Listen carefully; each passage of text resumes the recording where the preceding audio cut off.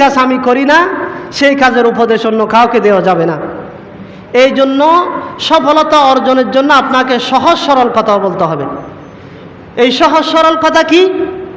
রব্বুল আলামিন সূরাতুল আহজাবের মধ্যে ৭১ নং আয়াতের মধ্যে বলেন, ইয়া আইয়ুহাল্লাযীনা আমানুত্তাকুল্লাহা ওয়া কুলু কাওলান সাদীদা। রব্বুল আলামিন বলেন, তোমরা যারা ঈমান এনেছ, তোমরা সহজ সরল কথা বলো, সঠিক কথা বলো। আছে আমাদের সমাজে সঠিক কথা আছে?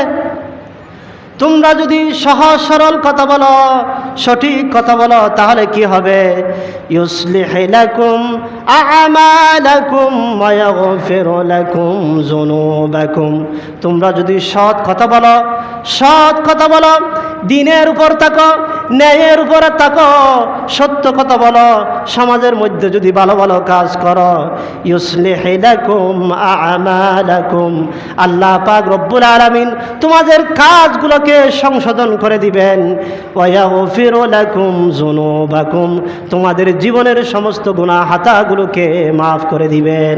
বড় করে বলি সুবহানাল্লাহ। সঠিক কথা বলতে হবে।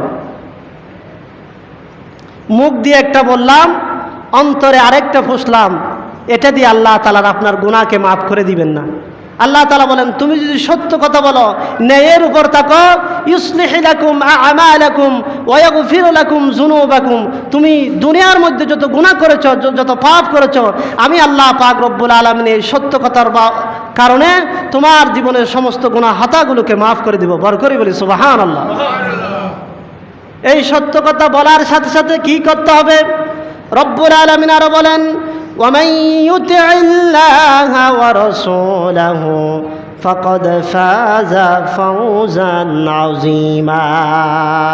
আল্লাহ এবং রসুলের যদি আনুগত্য করো, তাহলে এটাই হলো পৃথিবীর মধ্যে মহাসাফল্য। বড় করে